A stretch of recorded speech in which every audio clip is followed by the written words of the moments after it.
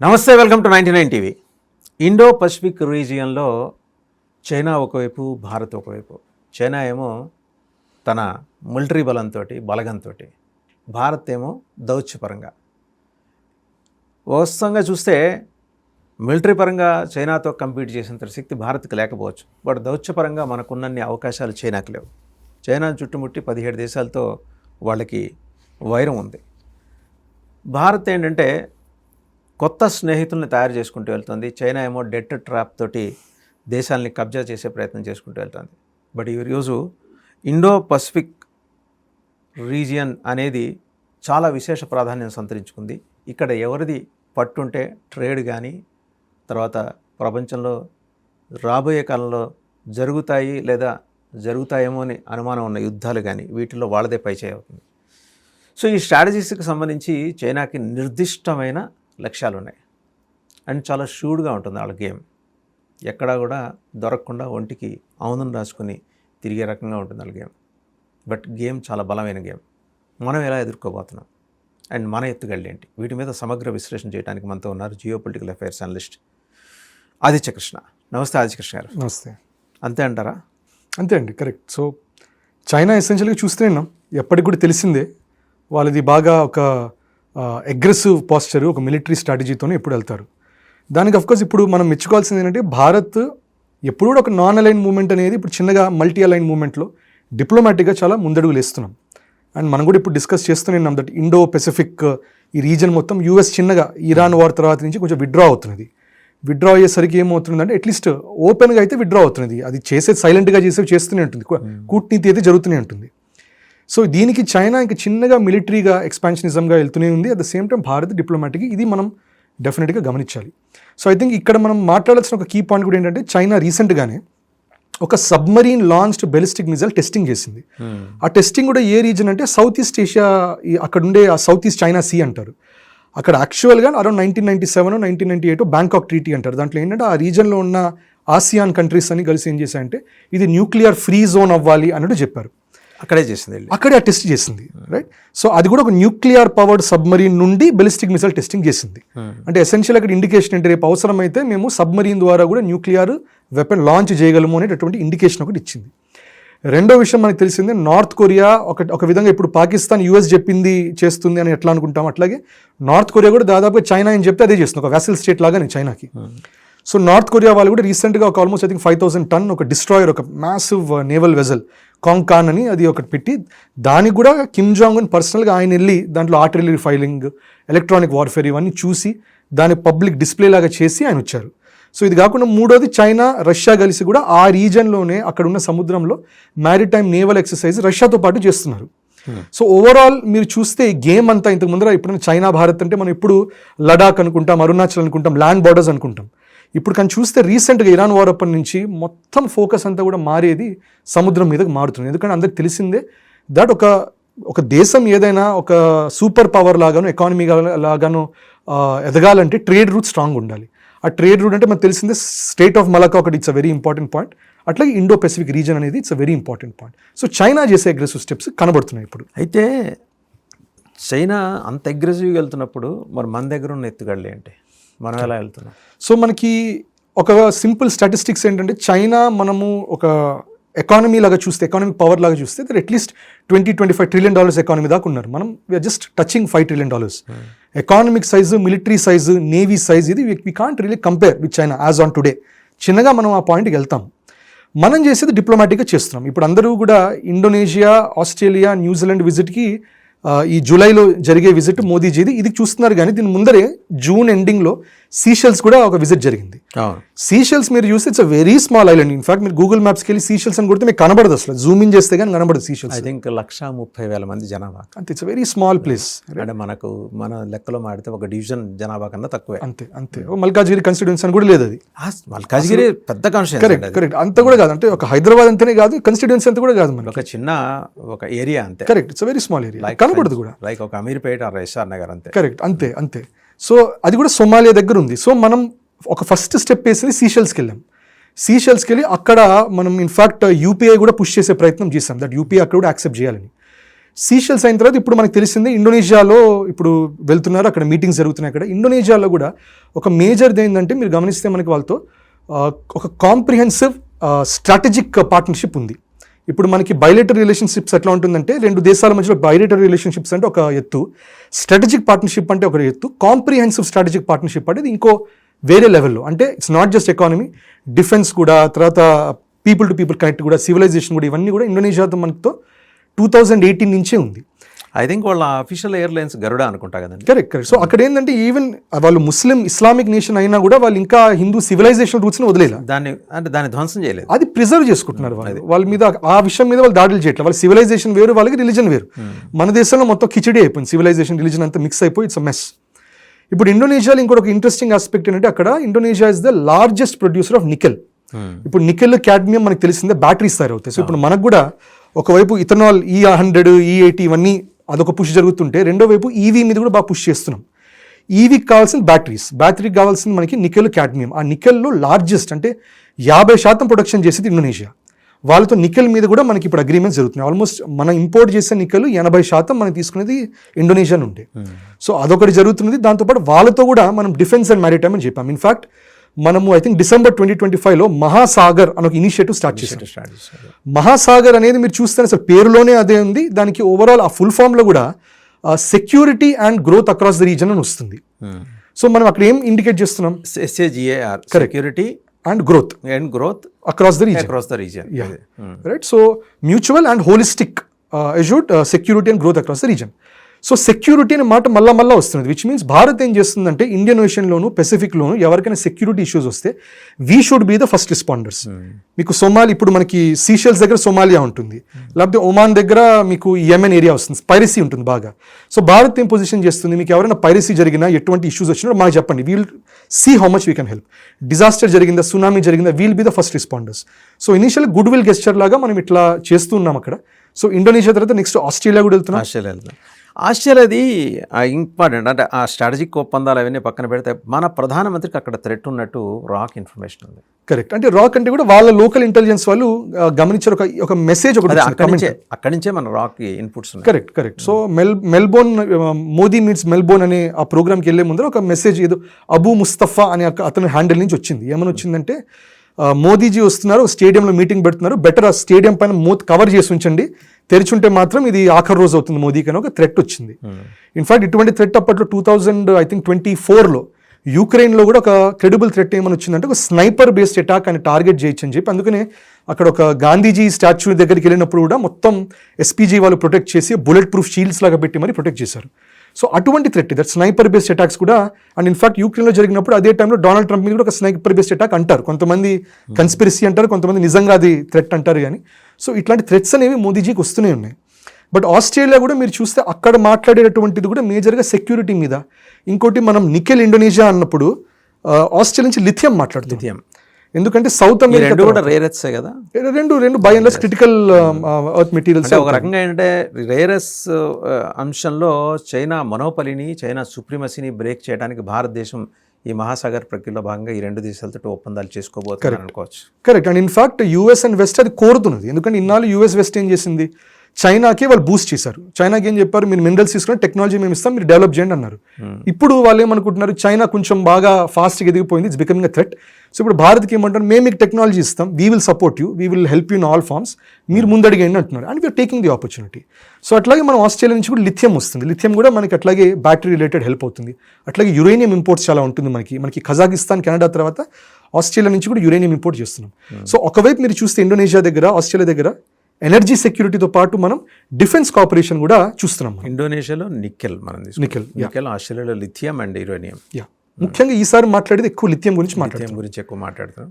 So మూడో country కూడా ఉంది, అండ్ న్యూజిలాండ్తో వచ్చేసరికి ఏంటంటే వాళ్ళతో మనకి ఫ్రీ ట్రేడ్ అగ్రిమెంట్ ఉంది. In fact free trade agreement evolve అయితే అప్పుడు ఈ సెపా అంటారు కదా, కాంప్రిహెన్సివ్ ఎకానమిక్ పార్ట్నర్షిప్ అగ్రిమెంట్, అది ఫ్రీ ట్రేడ్ అగ్రిమెంట్ ని మించి వచ్చినప్పుడు.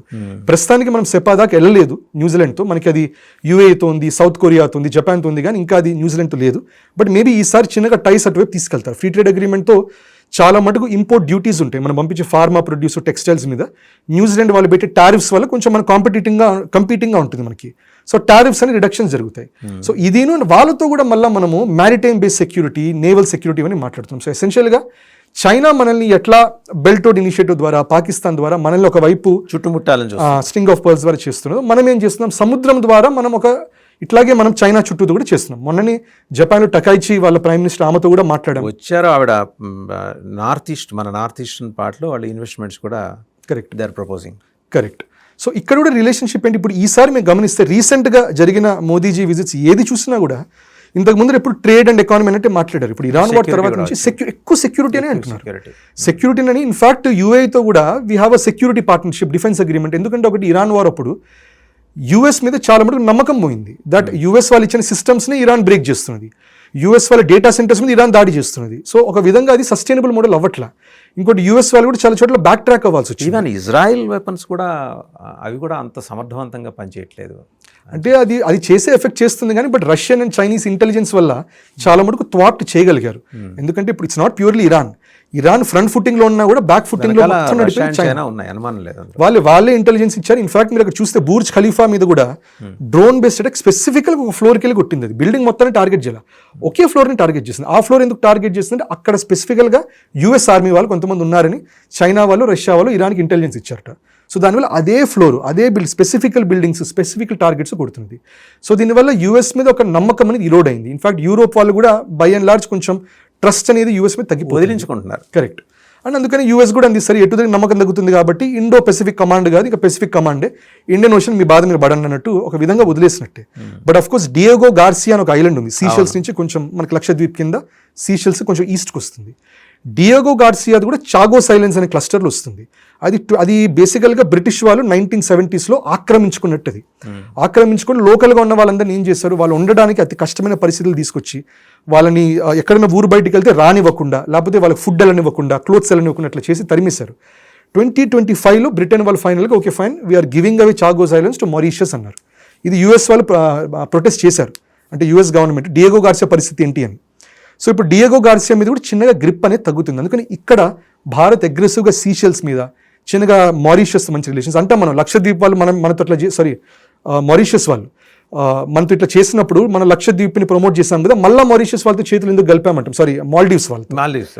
సో అన్నప్పుడు కానీ మాల్డీవ్స్తో కలపాలి, ఎందుకంటే ఆ రీజనల్గా మనకి ఇండియన్ ఓషన్ మొత్తం మనం కంట్రోల్లోకి రావాలంటే మాల్డీవ్స్, మారిషియస్, సీషెల్స్, అట్లాగే అట్ ద సేమ్ టైం మీరు చూస్తే ఇక్కడ ఇండోనేషియా, మలేషియా, సింగపూర్ వీళ్ళతో మంచి రిలేషన్షిప్స్ ఉండాలి. అంటే there is a proposal, set proposal, అది నిజమో కాదు తెలియదు. ఇండోనేషియాలో we're going to have our own naval fleet.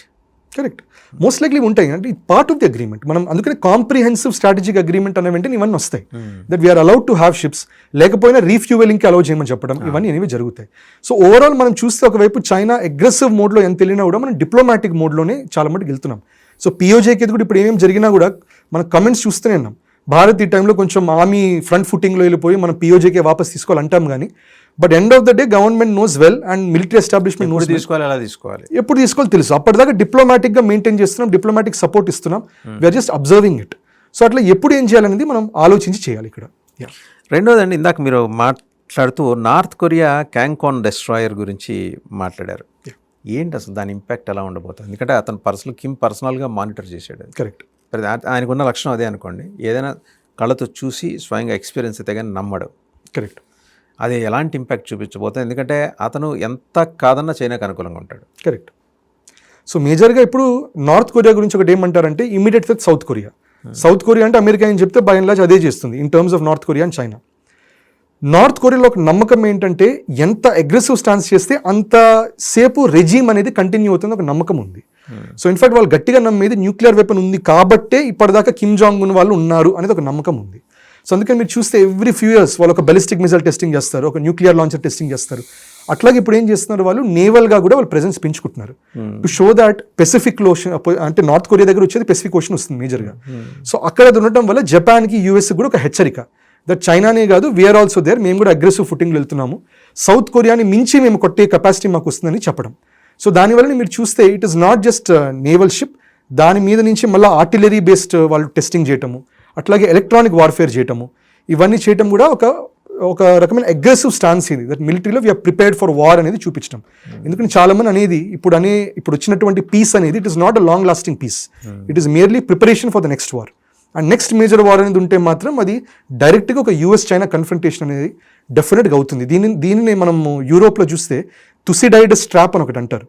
In fact మొన్న డొనాల్డ్ ట్రంప్ చైనాకి వెళ్ళినప్పుడు కూడా అది షీ జిన్పింగ్ అన్న మాట ఇది, దట్ మన పొరపాటును కూడా తుసిడైడస్ ట్రాప్లో దిగవద్దు అన్నారు. ఆ ట్రాప్ ఏంటంటే అప్పట్లో యూరోప్లో ఈ స్పార్టన్స్ అండ్ ఎథీనియన్స్ మధ్యలో ఒక యుద్ధం జరిగింది. ఎందుకంటే Spartans were the dominant force, Athenians rise అవుతున్నారు. సో రైజ్ అవుతున్నప్పుడు వీళ్ళు ఏం చేశారు, ఒక మ్యాస్ వార్ మోడ్లోకి వెళ్ళి ఎథీనియన్స్ని బాగా క్రష్ చేశారు, కానీ స్పార్టన్స్ కూడా బాగా దెబ్బతిన్నారు. సో అట్లా గ్రీస్ మొత్తం అట్లా మారిపోయింది. సో దాన్ని తుసిడైడస్ అని హిస్టారియన్ డాక్యుమెంట్ చేశారు. దాని తర్వాత రీసెంట్ హిస్టారియన్స్ చెప్పారు దట్ ఆ టైం నుంచి ఇప్పటిదాకా దాదాపుగా ఐ థింక్ 17 or 18 ఇన్స్టెన్సెస్ జరిగాయి.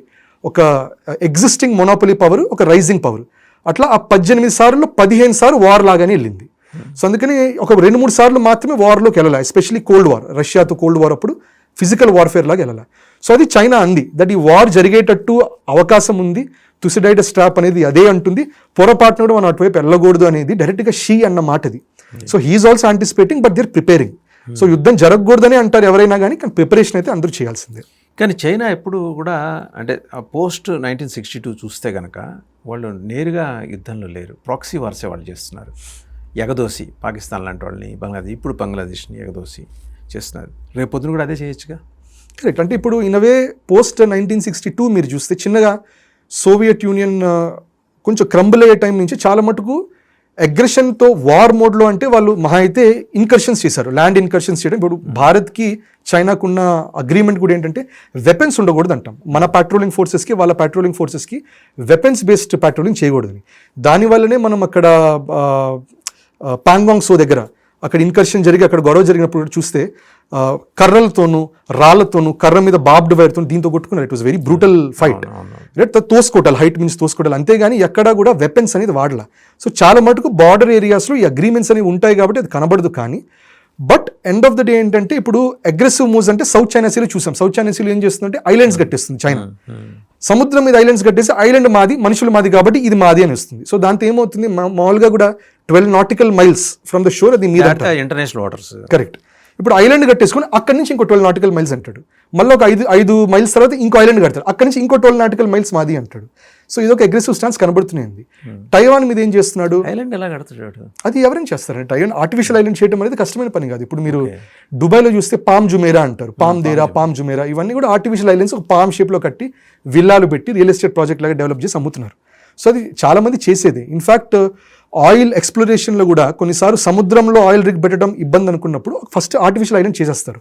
శాండ్ తీసుకొని జస్ట్ పక్క నుంచి సీ బెడ్ నుంచి ఇసుక తీసుకొని మళ్ళీ దీని మీద నిండుగా పెట్టి దాన్ని కొంచెం స్ట్రక్చర్ అవన్నీ పెట్టి కాంక్రిటైజ్ చేసి అప్పుడు దాని మీద ప్లాంట్ పెడతారు. సో ఇది ఉన్నటువంటిది, ఇది ప్రతి చోట జరిగేది. ఇన్ఫాక్ట్ జపాన్ కూడా ఒక ఎయిర్పోర్ట్ అవన్నీ ఆ బేసిస్ మీదనే కడుతున్నది. So it is very common practice. కానీ అందరూ ఏం చేస్తారు, వాళ్ళకున్న 12 nautical miles లోపల కట్టుకొని వాళ్ళ ల్యాండ్ దగ్గర కట్టుకుంటారు.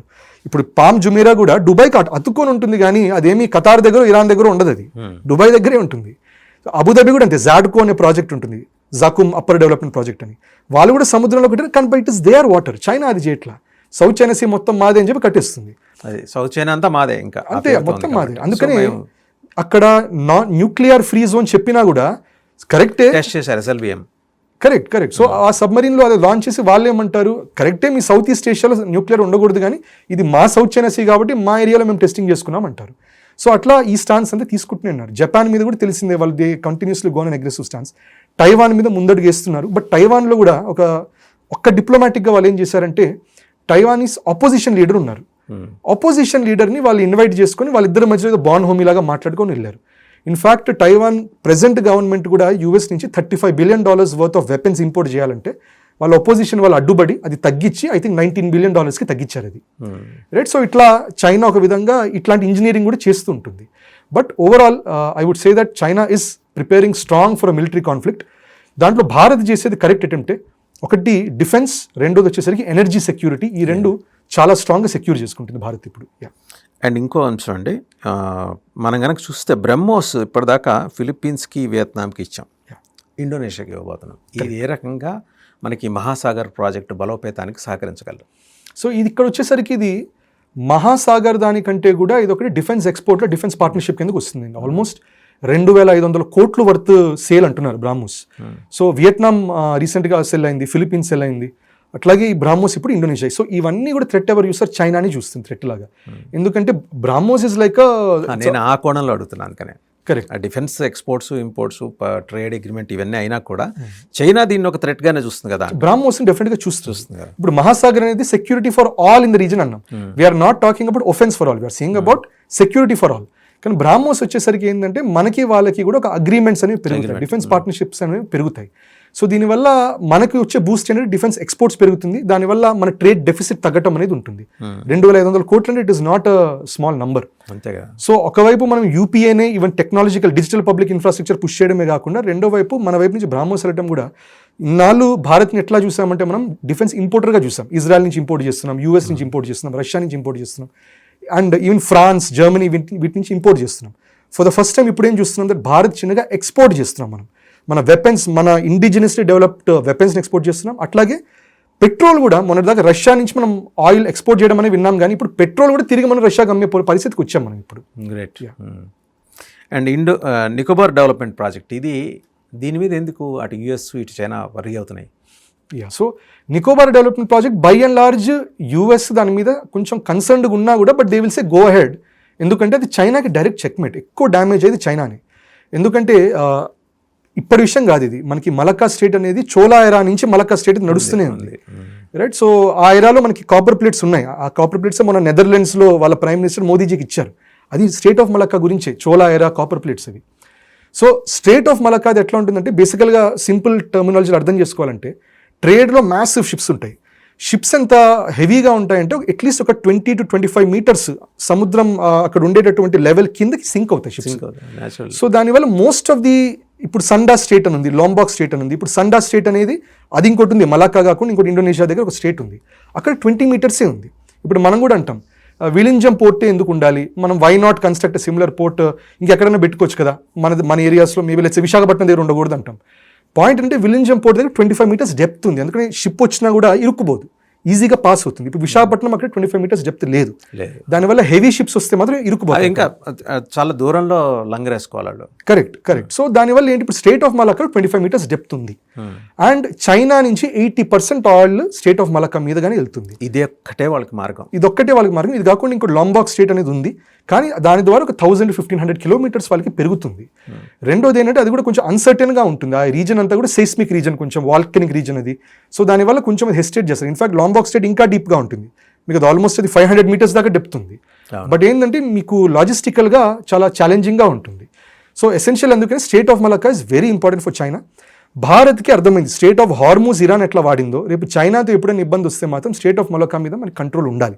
దానివల్లనే మనం నికోబార్ డెవలప్మెంట్ ప్రాజెక్ట్ అనేది ఇప్పుడు స్టార్ట్ చేసి అక్కడ ఒక మ్యాసివ్ పోర్ట్ లాంటిది పెట్టి దాని నుంచి చిన్నగా మన నేవల్ రిలేటెడ్ మనకుండే నేవీ లేకపోతే ఆర్మ్డ్ ఫోర్సెస్ కూడా అక్కడ కొంచెం స్టేషన్ అనేది చేసుకుంటాం. ఇది డెఫినెట్గా చైనాకి నచ్చదు. ఇది యూఎస్ కాషియస్గా వెళ్తుంది, ఎందుకంటే యూఎస్ ఆల్సో నోస్ దీనివల్ల భారత్ కంట్రోల్ వస్తుంది, అది కోరదు. కానీ చైనాని బ్యాలెన్స్ చేయడం కోరుతుంది. సో చైనాకి it is love hate relationship, చైనాని చెక్లో పెట్టాలి కానీ భారత్ని రైజ్ అవ్వకూడదు. సో దానివల్ల వాళ్ళు చేసే ప్రయత్నాలు చేస్తారు. కానీ ఇండో పెసిఫిక్ నుంచి యుఎస్ ఇప్పుడు మేము విత్డ్రా అవుతాం ఇండియన్ ఓషన్ నుంచి అన్నప్పుడు మరి నికోబార్ ప్రాజెక్ట్ ఇమ్మీడియట్గా Bharat should act and do something about it. Unfortunately ఎన్నో లక్షల చెట్లని మనం నరికేయాల్సి వస్తున్నది. అట్లాగే అక్కడ ఉండే లోకల్ అక్కడ ట్రైబ్స్ కొన్ని ఉన్నాయి, అక్కడ నికోబారీస్ ట్రైబ్స్ కొంతమంది ఉన్నారు, వాళ్ళు డెఫినెట్గా వాళ్ళు కూడా కొంతమంది ఎఫెక్ట్ అవుతారు. Maybe to some extent some of them even end up I think Shompen tribe అనుకుంటా, మోస్ట్లీ వాళ్ళ ట్రైబ్ ఎండ్ కూడా అయిపోయే పరిస్థితులు ఉన్నాయి, అంతరించిపోవచ్చు. సో అందుకని ఎన్విరాన్మెంటల్ కన్సర్న్స్ ఎవరన్నా అంటే బై డిఫాల్ట్ యాంటీ నేషనల్ అనకూడదు, concerns are genuine but strategic interest are not genuine. ఎవరైతే అరుంధతి రాయలు వీళ్ళందరూ అట్లాంటి వాళ్ళు జెన్యున్ కాదు, కానీ కొన్ని కన్సర్న్స్ జెన్యున్, చాలా ట్రీస్ మనం వాటిని అడ్రస్ చేయాలి. అంటే వాటిని మరి నేచర్ బ్యాలెన్స్ కోసం ఒకటి, అండ్ ఆ పర్టికులర్గా ఒక జనజీవన స్రవంతిలో ఎప్పటి నుంచో ఉన్న ఆదిమ జాతి అంతరించకూడదు, ఎందుకంటే దే ఆర్ ద మూలవాసీస్ ఆఫ్. సో మేబీ అందుకని చైనా కూడా ఇట్లా ఐలాండ్లు కట్టుకుంటున్నట్టు perhaps we should also consider artificial ఐలాండ్లు కట్టి ఆ ట్రైబ్స్ని పుష్ చేయకుండా అట్లాంటి ప్రయత్నాలు మనం చేయాలి. ఫైనల్గా ఈ ఇరాన్ దగ్గరికి వచ్చేప్పటికండి రెజీమ్ చేంజ్ ఫెయిల్యూర్ అయిపోయిన తర్వాత ఇవాళ యుఎస్ ఒక నిస్సహాయ స్థితి, దుర్బలత్వ స్థితిలోకి వెళ్ళిపోయింది. ఆయన ఫ్యూనరల్ ఫ్రైడే ఉంది. ఫ్రైడే అయిన తర్వాత ఏమన్నా మార్పులు ఉంటాయి? ఎందుకంటే ఆ ముగ్గురు కొడుకులు ఒకసారి ఫస్ట్ పబ్లిక్ అపియరెన్స్ ఇచ్చారు, కానీ ముస్తఫా ఖమేని ఇంతవరకు రాలా. వస్తాడన్న నమ్మకం లేదు. ఉన్నాడు కానీ రాకపోవచ్చు, వచ్చే స్థితిలో లేడని ఒక వాదన, అసలు లేడని ఇంకో వాదన. ఏది నిజం? మోస్ట్ లైక్లీ అని ఉండే ఉంటాడండి, ఎందుకంటే లేకపోతే ఆయన కూడా నీట్గా ఫ్యూనరల్ చేసేవాళ్ళని, కానీ అట్లా లేదు. మోస్ట్లీ ఫ్యూనరల్ ముస్తఫా ఖమేని చాలా అగ్రెసివ్ కదా, ఫ్యూనరల్ జరిగింది అనుకుంటే డిసింటిగ్రేషన్ వెంబడే దిగుతాయి కదా ఫోర్సెస్. ఆ భయంతో కూడా వాళ్ళు. బట్ మోస్ట్ లైక్లీ ఏమో అయి ఉంటుందంటే అండి, ఆయన ఇంజూర్ డెఫినెట్గా అయి ఉంటారు, ఆయన మీద సివియర్ ఇంజురీస్ ఉంటాయి. కానీ ఒక రీజన్, ఒక మేజర్ రీజన్ ఏముంటుందంటే, మనం ఇది ఫ్యూనరల్గా భావిస్తాం, అందరు కండలెన్స్ ఇచ్చేటట్టు భావిస్తారు, కానీ ఇజ్రాయెల్ అదొక ఇంటెలిజెన్స్ గ్యాదరింగ్ ఆపరేషన్గా చూస్తుంది. వాళ్ళు అక్కడ ఉన్న సర్వేలెన్స్ కెమెరాస్, శాటిలైట్తో గమనిస్తారు ఎవరు వస్తున్నారు, ఎవరు వెళ్తున్నారు. ఇప్పుడు ముస్తఫా ఖమేని వచ్చినా కూడా ఆయన వచ్చిన తర్వాత ఏ కారులో ఎక్కాడు, ఏ కాన్వాయ్లో వెళ్ళాడు, ఇవన్నీ శాటిలైట్లో ట్రాకింగ్ చేస్తారు. దాన్ని బట్టి ఆయన లొకేషన్ తెలిసిపోతుంది. సో ఇదొక క్రెడిబుల్ థ్రెట్ కూడా ఉంటుంది వాళ్ళకి. ఓవరాల్ కూడా మీరు చూస్తే ఫ్యూనరల్ది, ట్రంప్ కూడా ఒక మాట అన్నారు, ఇదేంటి ఇంతమంది వచ్చారేంటి, దాదాపుగా 1 కోటి మంది వెళ్ళారు మొన్న. ఇప్పుడు by end of the funeral 2 నుంచి 2.5 కోట్ల మంది అటెండ్ అయి ఉంటారు. ఇది ట్రంప్ కూడా అన్నారు, ఇదేంటి అక్కడ ఇంట్రెస్ట్ లేదనుకున్నా కదా, I'm shock to see this అన్నాడు.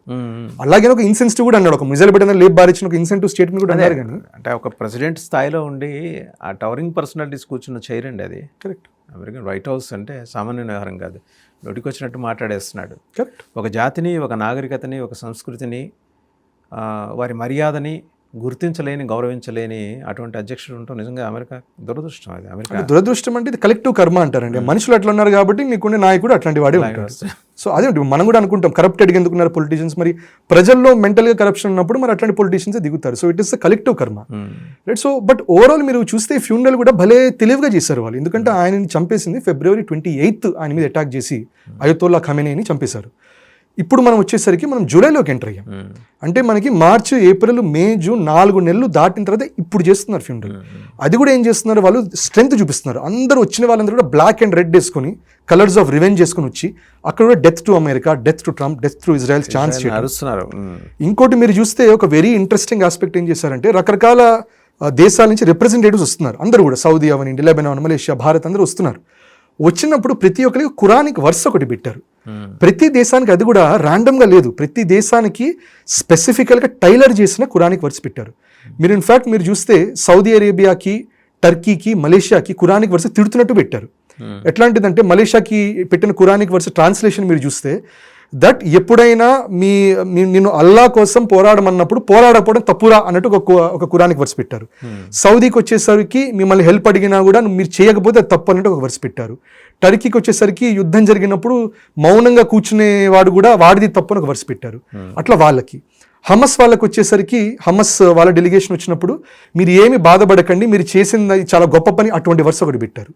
అట్లాగే హెజ్బొల్లా కూడా మీరు ఇంకా బలపడతారని అటువంటి వర్స్ పెట్టారు. సో వాళ్ళు ఈ entire arrival and departure of ఇక్కడ డెలిగేషన్స్ కూడా వాళ్ళు ఖురానిక్ వర్స్తో మెసేజింగ్ ఇచ్చారు, that we're unhappy with Islamic regimes who didn't fight for us and we're proud of Hamas, Hezbollah, Houthis అనేది వాళ్ళు ఎక్స్ప్లిసిట్గా చెప్పారు. భారత్ కొంచెం న్యూట్రల్గా వచ్చింది, that do not grief and do not worry, మీరు రైజ్ అవుతారు కానీ మీకు నమ్మకం ఉండాలి అల్లా మీద అన్నట్టు మనకు అటువంటి వర్స్ ఒకటి ఏదో పెట్టారు వాళ్ళు. సో ఇదంతా మీరు చూస్తే వాళ్ళ propaganda game of Iran has been grade A, super intelligent అండి, అందులో డౌట్ ఏం లేదు. ఎందుకంటే ఈరోజు మనం చూస్తున్న Hyderabad it's the replica of ఇఫ్సహాన్ సిటీ. ఇరాన్లో ఉన్న గొప్ప మహానగరాన్ని దాన్ని రెప్లికేట్ చేసి హైదరాబాద్ కట్టారు, అక్కడి నుంచి వచ్చినాడు. సో వాళ్ళ నాగరికత కావచ్చు, వాళ్ళ వైద్య విధానం కావచ్చు, వాళ్ళ మెడికల్ ఎడ్యుకేషన్ ఈ రోజుకి సుపీరియర్. దురదృష్టం వాళ్ళు ఆ రిలీజియస్ దీంట్లోకి వెళ్ళిపోయి అట్లా దేశం అలా అయింది. కానీ మనకన్నా ఒక 100 ఏళ్ల ముందర అభివృద్ధి చెందిన దేశంగా దాన్ని చూడాల్సి ఉంటుంది. నాగరికత కూడా చాలా గొప్పది. కరెక్ట్. ఆ నాగరికతను ధ్వంసం చేస్తాడు ట్రంప్. కరెక్ట్. అది చాలా దుర్మార్గమైన వ్యవహారం. అంటే ఇన్ఫ్యాక్ట్ వార్ స్టార్టింగ్లోనే డైరెక్ట్గా పాపం ఒక చిన్నపిల్లల స్కూల్ని కూడా టార్గెట్ చేశారు. 200 మంది చిన్న ఆడపిల్లలందరూ చనిపోయారు. చనిపోయిన తర్వాత కూడా ఇటు తిప్పటి చివరికి అమెరికన్ టామహాక్ అని తేలింది, వాళ్ళు గుట్టింది. వాళ్ళు ఇప్పటిదాకా అపాలజీని చెప్పలా, ఏమన్నా హ్యూమన్ రైట్స్ లేదు కదా, సంస్కారమే లేదు. కరెక్ట్. సో ఫైనల్గా ఇది చెప్పండి సార్, మల్టీ అలైన్మెంట్ యాక్షన్ అనే దాంట్లోకి మనం ఎవరితో వెళ్తే బాగుంటుంది? సో మనం మల్టీ అలైన్ అన్నప్పుడు మనం అది ఓపెన్గా చెప్తున్నాం, దట్ ఇష్యూ బేస్డ్ మేము సెలెక్ట్ చేసుకుంటాం, ఇష్యూ బేస్డ్ పార్ట్నర్షిప్ మేము చూసుకుంటాం. సో ఇప్పుడు మనకి రష్యాతో శాంక్షన్స్ అన్నప్పుడు కొంచెం తగ్గించాం, ఆయిల్ ఇంపోర్ట్ తగ్గించాం, కానీ we did not make it zero. ఇప్పుడు మీరు చూస్తే రష్యాతో ఇప్పుడు మనకి నయారా అని పెట్రోల్ బంక్ కనబడుతుంది హైదరాబాద్లోను, ఆంధ్రాలో కూడా రకరకాల చోట్ల నయారాలో 49% అక్కడ ఉన్న ఇన్వెస్ట్మెంట్ రష్యన్స్ది. సో ఇప్పుడు రష్యా వాళ్ళు క్రూడ్ ఆయిల్ డైరెక్ట్గా మన నయారా రిఫైనరీస్ పంపిస్తున్నారు, అక్కడి నుంచి మళ్ళీ రిఫైన్డ్ ఫ్యూయల్ వాళ్ళు మళ్ళీ వెనక్కి పంపిస్తున్నారు. కరెక్ట్. సో దీనికి శాంక్షన్స్ పెట్టింది యూఎస్ఏ, దట్ మీరు అట్లా రష్యాకి పంపించడానికి లేదంటే మనం డైరెక్ట్గా పంపించుకుని ట్రేడర్స్ ద్వారా పంపించుకుంటున్నాం. అట్లా ఇరాన్ మీద శాంక్షన్స్ పెట్టింది. పెట్టినప్పుడు దానికి ఏం చేసాం, ఇరాన్తో fine we respect your sanctions, యూఎస్కి ఏం చెప్తున్నారు, శాంక్షన్ పెట్టారు వి రెస్పెక్టెడ్, కానీ ఇరాన్తో మేము రిలేషన్షిప్ బ్రేక్ చేయమని చెప్పి వాళ్ళకి ఒక బ్యాంక్ అకౌంట్ ఢిల్లీలో ఓపెన్ చేసి మీకు ఏం కావాలన్నా ఆ డబ్బులు మేము ఇక్కడ ఈ బ్యాంక్ అకౌంట్ ఢిల్లీలో పెడతాము, మీరు మాకు ఇచ్చే ఆయిల్ అవేమని ఇవ్వండి, కానీ మళ్ళీ కొనాలని ఈ బ్యాంక్ అకౌంట్ నుంచే మన నుంచి కొనుక్కోండి. సో అట్లాంటి ఒక అగ్రిమెంట్ పెట్టుకున్నాం.